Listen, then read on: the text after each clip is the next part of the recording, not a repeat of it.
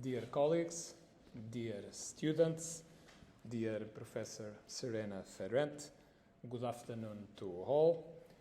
I would like to start by remarking that out of respect for our guest, Professor Serena Ferente, all this session will be in English. In future occasions, we might use other languages, taking into account that in a global world, and in particular, considering some specificities of the knowledge we deal with, which is history, I remember, multilingualism is, in a certain way, mandatory for historians. My first words are to express my great joy and pleasure to welcome you all in this first conference of the first edition of the annual research seminar of the Center for History of Society and Culture, The Worlds of History, New Perspectives and Debates. On behalf of all the members of the Center Board of Directors, formed by my colleagues Antónia Lopes, which unfortunately couldn't be here today, Maria Amélia Campos and Jaime Gouveia, I thank you all for coming. This is a very important milestone in the long life of this research and development unit, a unit that was founded back in 1976. The purpose of this annual seminar, in short, is to invite distinguished scholars from different fields of history and working on distinct chronologies, from medieval to modern history, with a view to foster new ways of thinking about making history, not only in Portugal, but also in larger scales. We want to challenge the new generations to dialogue with some of the most prestigious and innovative historians. In order to do this, we will invite scholars that could talk about their research, presenting new insights, new methodologies, new problematics, and even new sources attentive to the current trends and discussions in the historical field. This scientific initiative calls upon the entire historiographical community and will be disseminated for the time being and in an initial phase through the recording of these conferences and their upload on the center website. The seminar will be especially stimulating for the center researchers to rethink their historiographical practices, and at the same time, it will be a crucial element of learning and access to new trends of history for postgraduate students. We are all privileged for being here today. The seminar program this year has the support of several institutions. It is fair and imperative to thank them. I include in my acknowledgements the Faculty of Arts and Humanities of the University of Coimbra and its Dean, Professor Albano Figueiredo, the Department of History, European Studies, Archaeology and Arts, and its director, Professor Luísa Trindade, and finally, the research project, The Worlds of Underdevelopment, Processes and Legacies of the Portuguese Colonial Empire in Comparative Perspective, 1945-1975, and its PI, Professor Miguel Jerónimo. Although this is the beginning of a dynamic process, this seminar somehow has the ambition of becoming a landmark, not only in the Portuguese historical scene, but also in a broader and international context. We have this dream, and we will do our best to fulfill it. all your further suggestions and comments will be very much appreciated so that all of us together can improve this annual research seminar of the Center for History of Society and Culture, The Worlds of History, New Perspectives and Debates. This said, it's time to introduce our first guest speaker. Serena Ferente is an Italian historian with a very international career, full of experiences in different parts and historiographical environments. She graduated at the prestigious Scuola Normale Superiore in Pisa, at a time when this academia benefited from the collaboration of a remarkable generation of historians, among which I highlight Mario Rosa and later Adriano Prosperi and Carlo Ginzburg. After that, she continued her studies at the École des Hautes Études en Sciences Sociales in Paris, and finally, she got her PhD at the European University Institute of Florence. There, she was involved by an atmosphere of comparative history.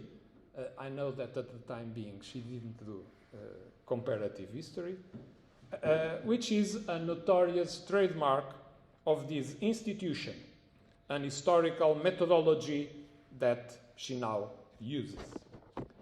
In 2006, Serena Ferente joined the King's College History Department in London as a lecturer in medieval European history, and later she became a reader at the same university.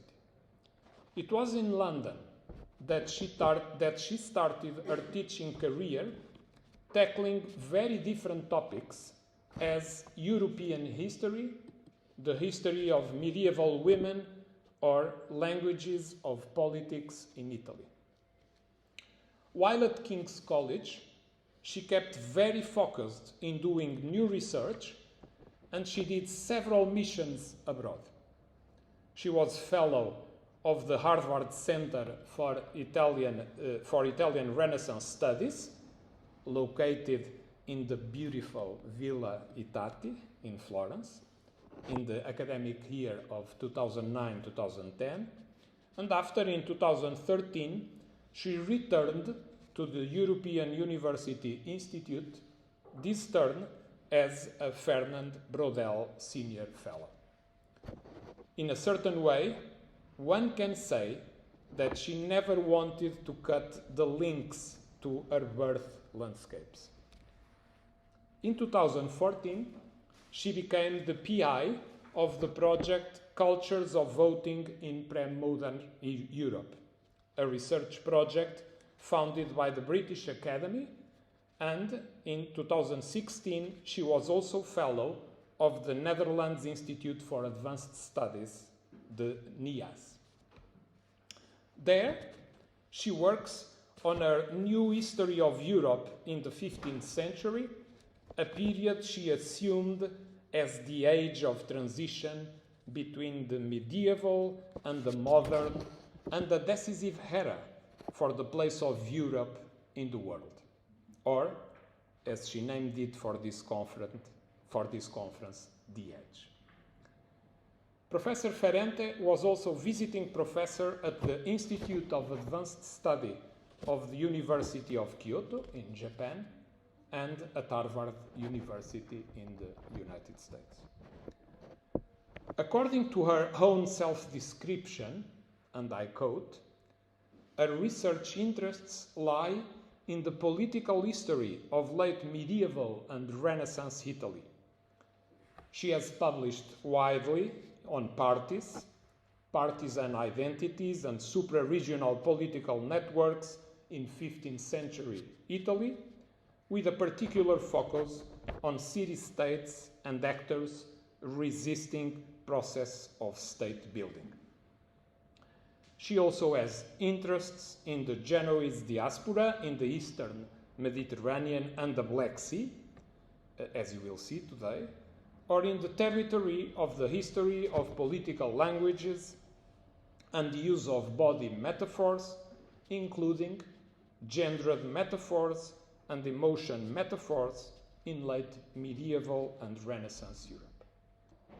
She published in Italian, English, French, and German, and I guess in the forthcoming years she will also publish in Dutch.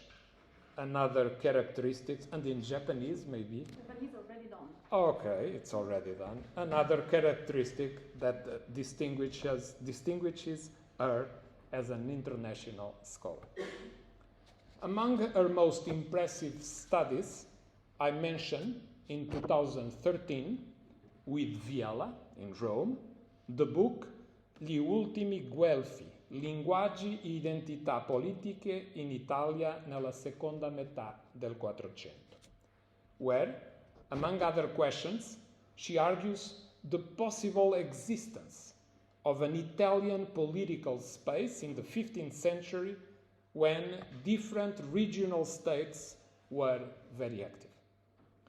She edited later for Routledge in 2017, together with two other colleagues, Cultures of Voting in Pre-Modern Europe, a very important edited volume about the exercise of politics in late medieval time. On a critical discussion of a book of global history titled The Prospect of Global History, published by Oxford University Press in 2016, Serena Ferente wrote, and I quote, "This pioneering book will inspire new research, and it is hoped spur further discussion, for example, about microanalytical scales and global history, and perhaps especially about the relationship between the documents that historians translate, compare, and combine, and histories on a global scale." This brief selected quotation reveals, in my opinion, remarkably well, how Professor Serena Ferente is an attentive historian, very up to date with the most recent historiographical strands. Professor Serena Ferente, we are very grateful that you are here with us today at the University of Coimbra, and now the floor is yours.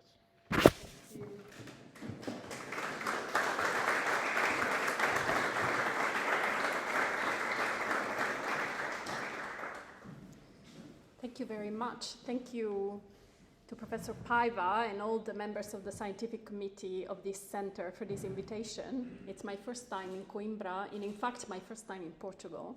I'm incredibly excited and grateful for that.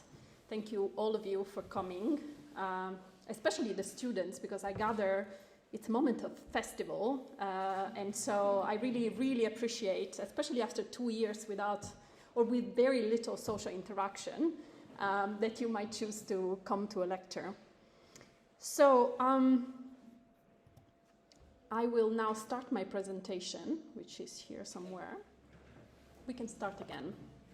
The title of my presentation today is At the Edge, Europe in the 15th Century.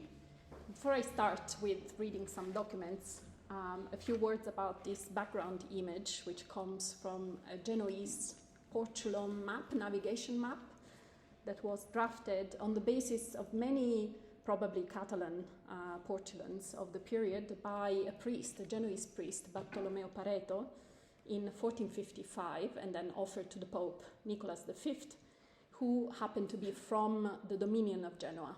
So it was a sort of gift to a pope that was considered issued from the Republic. So let's see if I am at the start. On the 3rd of September 1456, the Doge and the Council of the Anziani of Genoa wrote to the King of Portugal, Alfonso, to express their gratitude and approval at his agreement to join an expedition against Mehmed II, the Ottoman Sultan. The Genoese government considered with admiration the distance and long navigation this enterprise required from the Portuguese ships. As their point of departure, the Kingdom of Portugal, in extremo prope Europe positum est, was located at the extremity of Europe. There are many reasons for finding this letter interesting. The Genoese, for example, establish a parallel between the Portuguese struggle and expense. The Genoese are always very attentive at the expense in maintaining Ceuta against those they call infidels and barbarians, and their own similarly difficult and especially expensive labors in defending their Eastern Mediterranean and Black Sea settlements against the same enemies. Equally, both the announced Portuguese naval participation in the expedition against the Turks and the Genoese one failed to materialize in 1456, although the fact that the king had even committed to it is quite significant in itself.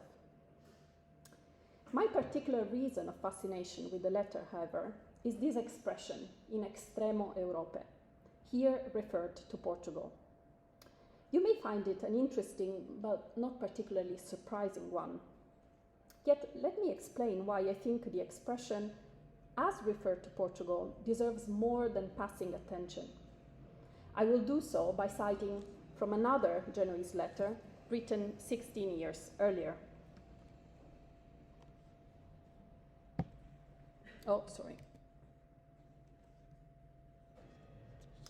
That time, on the 9th of November 1440, the Doge had written to the Pope, Eugenius IV, to recommend a candidate for the episcopal chair of the city of Caffa, on the coast of the Crimean Peninsula, then governed by the Republic of Genoa.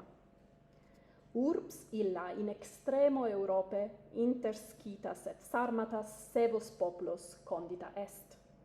That city is established at the extremity of Europe, between Scythians and Sarmatians, savage peoples. This letter exemplifies a far more common use of the expression in extremo Europe, at the extremity or at the edge of Europe, as it refers to the eastern limit of the continent, whose geographical boundaries were traditionally marked by the two Bosporus straits, the Pontic Bosporus, dominated by Constantinople, Istanbul, and the Cimmerian Bosporus, between the Crimean and the Taman Peninsula, nowadays the Strait of Kerch. The limit then continued further northeast along the river Don or Tanais. If we exclude the letter to the King of Portugal, in fact, Genoese correspondence in the late medieval period uses the expression in extremo Europe exclusively with reference to those oriental regions bordering the Aegean and the Black Sea. Histories of the idea of Europe in the pre-modern period, such as the old and still valuable books by Denis Hay or Federico Chabot, both written in the 1950s, taught us that the takeoff of the concept in the 14th and 15th centuries and its expanded semantics beyond mere geography had indeed much to do with those oriental regions. This for two main reasons. One was the rapid Ottoman advance into the territories of the Byzantine Empire and beyond. The other was the growing influence of classical Latin and Greek knowledge, where the name Europe was connected with the myth of the Phoenician princess seduced by Zeus in the form of a bull and transported away from Asia to the shores of Greece. For Latinists trained in the new humanist ways, the name Europa was increasingly preferred to variations of Christendom, Christianitas, or other words like this very Christicolatus, which is a sort of vaguely barbarian attempt to name in Latin Christendom. Because their origin of these Christianitas and variations words was not classical. So this letter, the Doge's letter of 1440 to the Pope, encapsulates perfectly these well-known characteristics of 15th century discourse on Europe.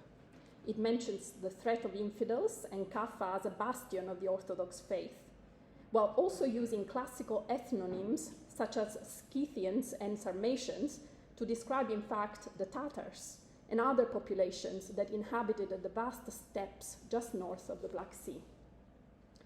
The 1456 mention of Portugal as being situated at the extremity of Europe is therefore less obvious than it may look at first glance.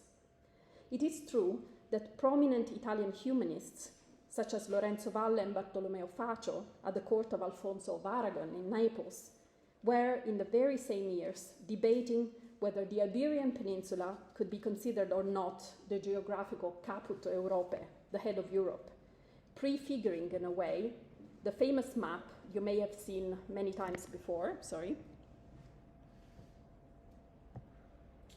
of Europa Regina, right, where the Iberian Peninsula corresponds indeed to the head of the personification of Europe.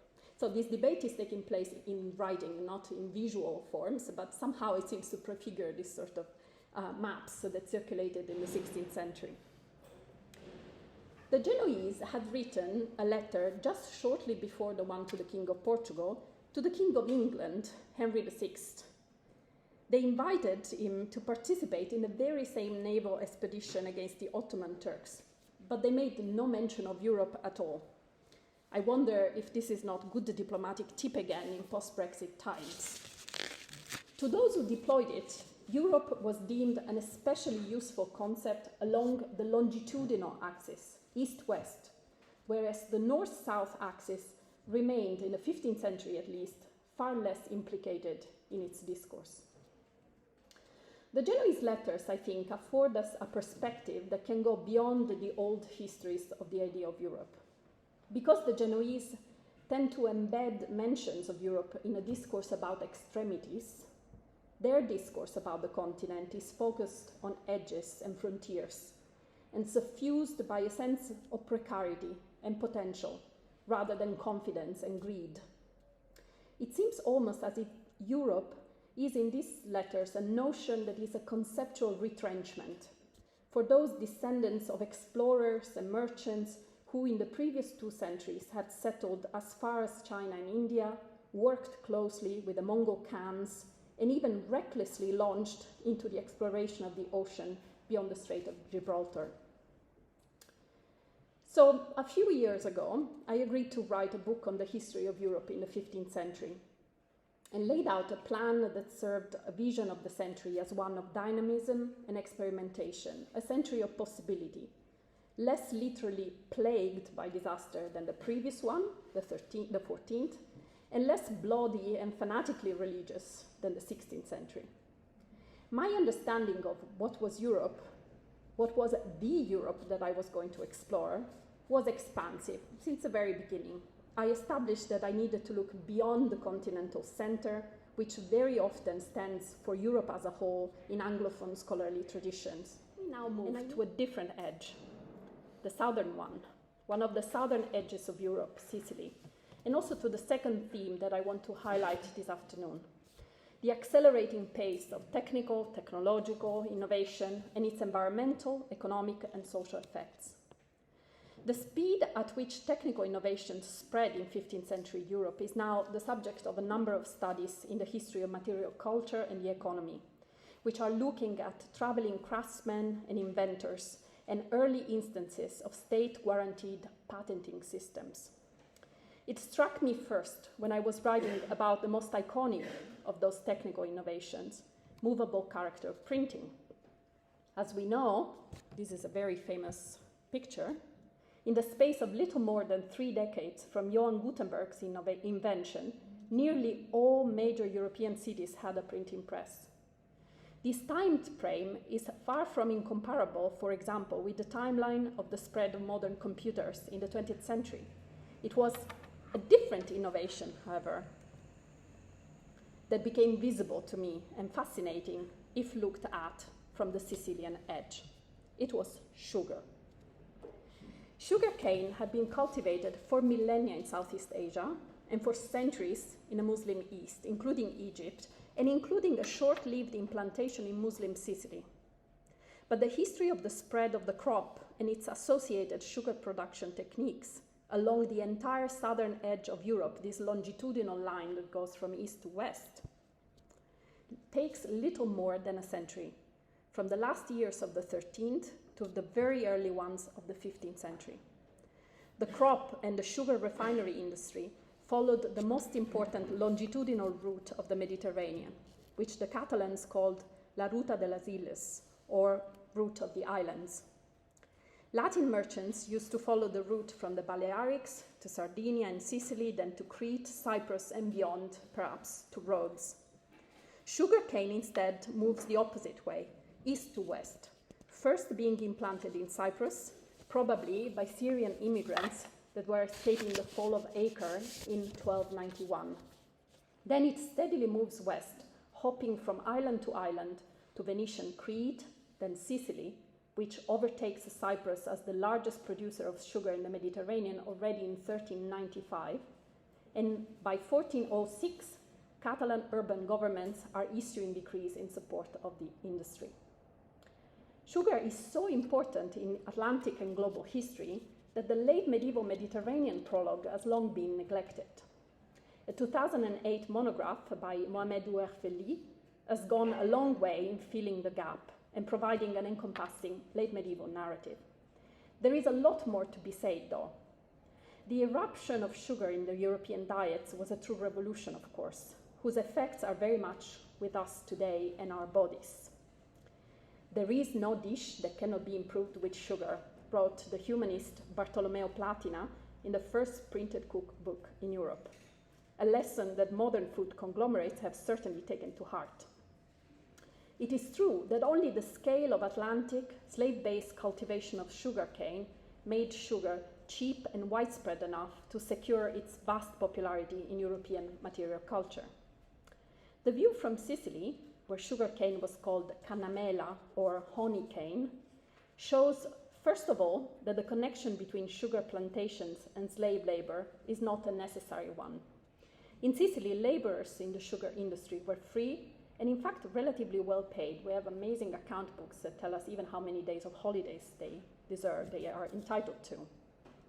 And this despite the presence of African slaves on the island of Sicily and merchant investors who are mostly foreign, Genoese and Catalan, and are therefore very familiar with the slave trade in the Mediterranean. I suspect that there are important lessons to be learned about easy theories of technological and economic causality in this example. If the connection between commodity and labor is markedly different in Europe and the Atlantic, the view from the southern edge in the 15th century highlights another of the characteristics of the spread of sugar cane crop and the sugar refining industry: rapid deforestation. After labor costs, sugar producers were especially constrained by energy costs. The need for timber, used as fuel during the long sugar refinement process, you can see now a 16th century print that shows a little bit the cauldrons where sugar is being refined, was extraordinary. Sugar cane as a crop spread to various areas of Sicily, but nowhere it became a monoculture, since vineyards and sugarcane were often cultivated in adjacent fields. The demand for large quantities of wood, on the other hand, could have had a transformative effect on the landscape. Sugar production had decimated woodland in Cyprus already in the 1460s and left a permanent mark on the island. Cyprus, Sicily, like the iconic Atlantic island of sugar, Madeira, offered good environments for sugar production precisely because of their great forests and the relatively low cost of timber. But the antagonistic, predatory attitude of settlers towards the thick forests of Laurisilva in Madeira were perceived as unspoilt wilderness owned by no one and perhaps hostile to human habitation, was different from the Sicilian exploitation of oak and pine forests, most of which were located in lands that belonged to communal or lordly domains. So, if in both places deforestation on a large scale could have accompanied the fast rise of the sugar industry and changed quickly and permanently the landscape and the ecology, in Sicily the effects of deforestation are much more difficult to detect and in fact much slower. Stephen Greenblatt's book is a monographic narrative of the recovery of ancient Epicureanism and the fashioning of new scholarly practices centered around the unlikely heroic figure of Poggio Bracciolini. What could be more Renaissance than such a story? Indeed, the word Renaissance is used fairly frequently throughout the book, and Greenblatt explicitly acknowledges that it is difficult entirely to demystify the movement to which Petrarch gave rise. The genuinity of his and his colleagues' sense of urgency and adventure cannot be dismissed. Yet, within this context, Poggio's discovery of the manuscript of Lucretius' De Rerum Natura is a swerve, a particularly serendipitous but crucial event that has enduring consequences for our modernity. Please look at the subtitle, How the World Became Modern. Leaving aside the issue of their scholarly virtues or vices, these two works seem to me to point towards a new or newly remorseless fascination with discontinuities in history, particularly those small discontinuities that have enormous consequences. Such discontinuities are largely the product of contingency, rather than the teleological progress of the human spirit typical of 19th and early 20th century notions of historical change. The same two books also suggest, I think, that the apparent return to discontinuity, perhaps to an idea of experimentation, especially suited to the 15th century, the idea of open competition between different possible outcomes, where success coexists with failed or incomplete processes, may be the product, may be connected with two contemporary scholarly trends that we all know about.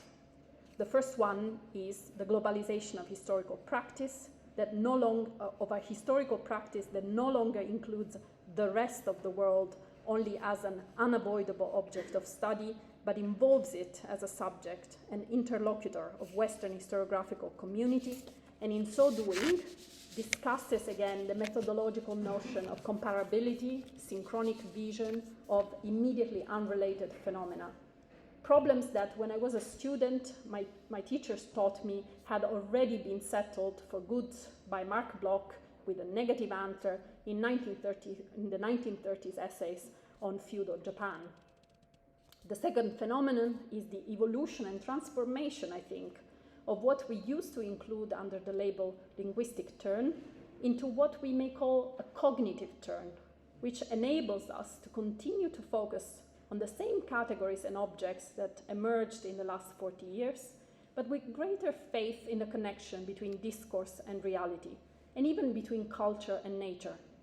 We may remember the grueling debates about rhetoric versus philosophy in Renaissance intellectual history, which now seem to me to have aged faster than it could be expected or imagined.